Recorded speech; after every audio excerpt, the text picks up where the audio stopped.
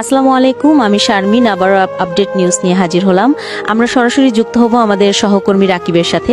রাকিব, দক্ষিণ রাঙ্গুনিয়া পদুয়া রাজার হাট হারোয়ালছড়ি গ্রামে ইকো পার্কে যে মর্মান্তিক ঘটনাটা ঘটেছিল সেটা নিয়ে আমাদেরকে যদি বিস্তারিত বলতেন। আসলে দক্ষিণ রাঙ্গুনিয়া পদুয়া রাজারহাট হারোয়ালছড়ি গ্রামে ইকো পার্কে বাসিন্দা মোহাম্মদ রফিকের ছেলে রুবেলকে নৃশংসভাবে খুন করেন। তাকে দুটি গুলি করেন, ধারালো ছুরি দিয়ে তার পুরো শরীর আঘাত করেন। একটা মানুষকে যে নৃশংসভাবে খুন করলেন সেটা ভাষায় প্রকাশ করার মতো না। রাকিব, তাকে কেন খুন করা হয়?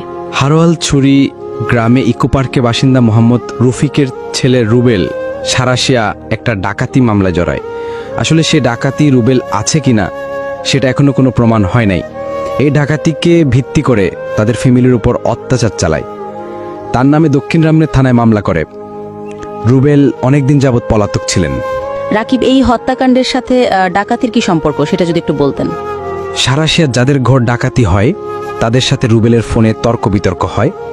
তারা রুবেলকে মারার হুমকি দেয়, রুবেলের বাড়িতে গিয়ে ভাঙচুর করে।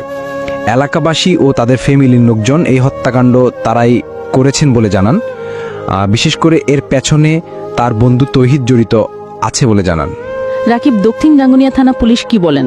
আসলে দক্ষিণ রাঙ্গুনিয়া থানা ইনচার্জ অফিসার আসেন, তারা সবকিছু তদন্ত করে।